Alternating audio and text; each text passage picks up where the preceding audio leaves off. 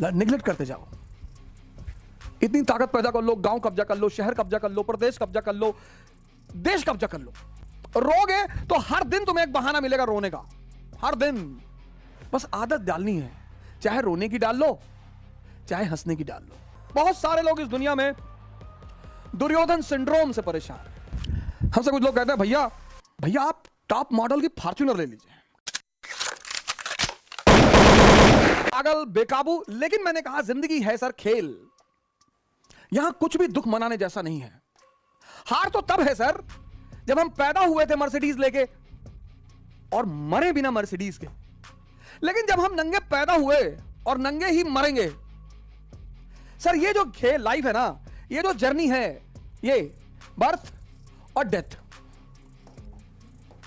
ये जो जर्नी है ना सर, बर्थ और डेथ वाली, ये एक यात्रा है सर। आदमी यहां भी नंगा, आदमी यहां भी नंगा। जब दोनों जगह नंगा है तो अब इसको जीने के दो तरीके हैं। एक, रो रो के जियो, रोज रो रोज। ये जो 95% आम आदमी है सर, ये वही है सर, रो रहे हैं सर। जिनके पास मारुति स्विफ्ट है ना, वो फॉर्च्यूनर के लिए रो रहे हैं। जिनके पास 3 BHK का मकान है, वो विला के लिए रो रहे हैं। पागल। हमारे एक मित्र हैं, अब तो रहे नहीं, श्री एस के ओझा जी, हमारे संघर्ष के बहुत बड़े साथी थे वो। उनका एक कमरा था सर 6x6 का। हम उस 6x6 के कमरे में 3 लोग सोते थे सर। हमारे पास इतना पैसा नहीं था कि हम रूम रेंट पे ले लें मुखर्जी नगर में सर। मेरी 8 बजे सुबह क्लास होती थी और अब शुरुआत में तो आपके पास इतना पैसा होगा नहीं, घर से कोई बैकिंग थी नहीं, माता जी ने घर से भगा दिया था। सिर्फ मेरे एक बचपन के मित्र हैं जिनका नाम मैं किसी दिन बहुत फुर्सत से लूंगा, पंकज पांडे जी। उन्होंने बीच बीच में बहुत आर्थिक सहायता की सर। लेकिन आप हर महीने खाने का पैसा, कपड़े का पैसा थोड़ी मांगेंगे सर। 8 बजे से लेकर 2 बजे तक होटल में, 4 बजे ऑटो से कमरे पहुंचते थे, सुबह 8 बजे क्लास होती थी सर। ये जो यात्रा है सर, अब तुम्हें डिसाइड करना है कि हंसोगे कृष्ण की तरह। इस आदमी का जीवन देखो सर, जन्म से मृत्यु तक चुनौतियां, पर आप इस आदमी को कहीं रोता हुआ नहीं पाओगे सर। यही इस आदमी की खासियत है। और दूसरी तरफ अगर आप देखो दुर्योधन, इसको बोलते हैं दुर्योधन सिंड्रोम।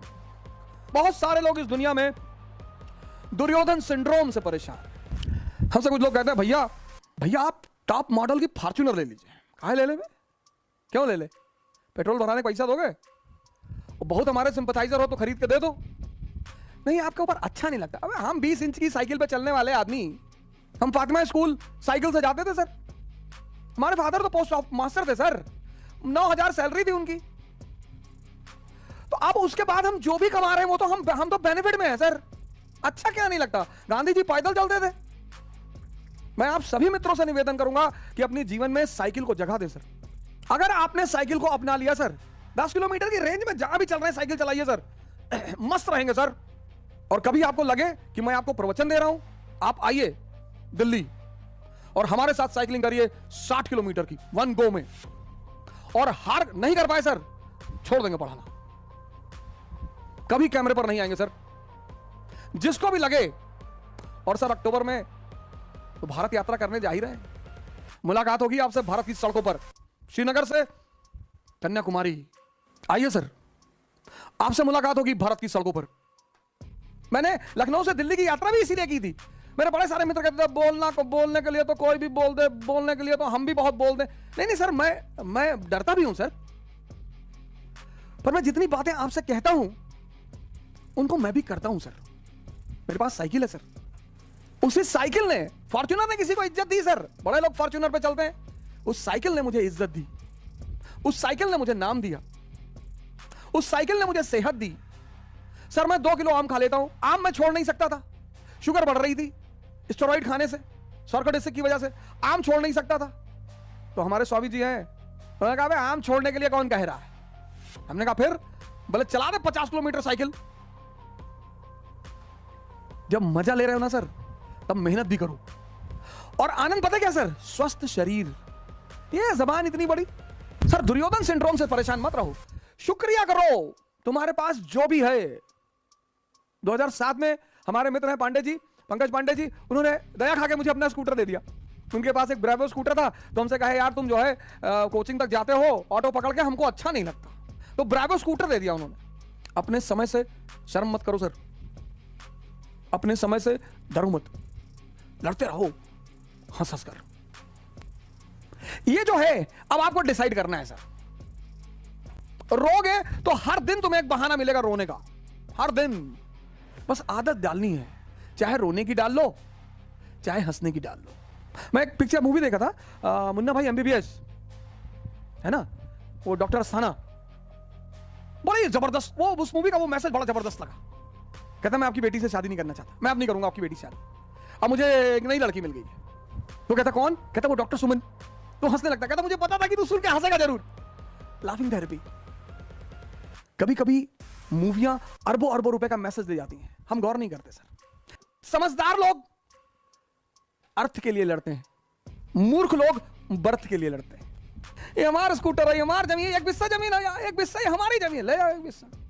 जिस दिन मौका लगेगा तुम्हारा पूरा घर ही कब्जा कर लेंगे। कभी छोटी छोटी चीजों के लिए मत लड़ना, निगलेक्ट करते जाओ। इतनी ताकत पैदा कर लो, गांव कब्जा कर लो, शहर कब्जा कर लो, प्रदेश कब्जा कर लो, देश कब्जा कर लो, और ना कब्जा कर पाओ हरिद्वार चले जाओ सर। जब कमजोर हो तो भजन करो, सुमिरन करो, ताकत बढ़ाओ। रो मत, रो मत। ये फिलिस्तीनी, ईरानी, इराकी, अफगानिस्तानी, पाकिस्तानी रो रहे हैं, हमको यहूदी मार रहे हैं। अबे तो क्यों मार रहे हैं? कभी पता करने की कोशिश किए हो? तुम कमजोर हो। नहीं नहीं नहीं, हम कमजोर नहीं भैया, हम मुसलमान हैं। मुसलमान हो, तुम कमजोर हो। जो भी कमजोर होगा ताकतवर उसको मारेगा। हम नहीं मार खाए। 19वीं शताब्दी में खूब पीटा अंग्रेजों ने, ईस्ट इंडिया कंपनी ने पटक पटक के मारा, पंडितों को मारा, ठाकुरों को मारा, भूमिहारों को मारा, मुसलमानों को मारा, किसको नहीं मारा उन्होंने। जब मैं आज देखता हूं ब्राह्मण सेना, करणी सेना, फलानी सेना, तो मैं सोचता हूं यार तुम कहां थे? वो जब अंग्रेज थे तब तुम कहां थे? बहुत मारा पटक पटक के, सबको मारा उन्होंने, बगल में बैठने नहीं देते थे। इस देश के उच्च वर्ग को नीच होने का एहसास हुआ अंग्रेजी शासन में। पर सर झटके तो चलते रहेंगे सर, हार जीत तो चलती रहेगी सर, उसका जिंदगी से कुछ भी लेना देना नहीं है। तुम सिर्फ हारते ही रहोगे ना तो भी महानता की श्रेणी में आ जाओगे कि बंदा लड़ता रहा अंत तक। महमूद खलजी मालवा का एक रूलर था, डालिएगा विकिपीडिया पे, महमूद खलजी मालवा का शासक था। वो जिंदगी भर लड़ता रहा। कहते हैं उसका जो निवास स्थान था वो युद्ध का मैदान था, कभी गुजरात कभी राजस्थान, हमेशा तलवार लिए खड़ा रहा। आओ आज आप डालिए क्लास के बाद महमूद खलजी मालवा, हमेशा सर वो तलवार म्यान में रखा ही नहीं बंदा, कभी लड़ता ही रहा। उसको भी हिस्ट्री में लोग जानते हैं। रंजीत सिंह नहीं लड़े ईस्ट इंडिया कंपनी से, पंजाब के शासक थे Ranjit Singh, second largest army in Asia. आलू छीलने के लिए आर्मी बनाए हो? सेकंड लार्जेस्ट आर्मी, फौजे खास तोप रखे हैं। अपनी बिटिया की शादी में लगाओगे? ये सब क्यों बनाए थे फौजे खास?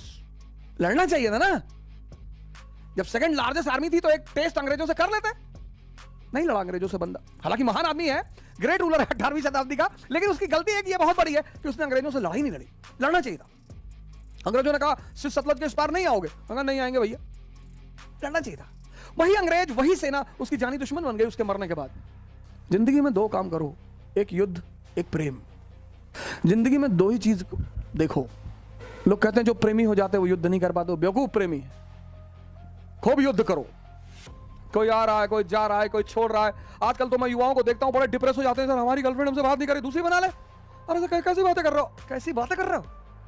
हम उसको प्यार करते थे। तो तुम्हारे माँ बाप तुमको करते हैं ना? हाँ, तो प्यार करने वाले लोग हैं ना तुम्हारे पास।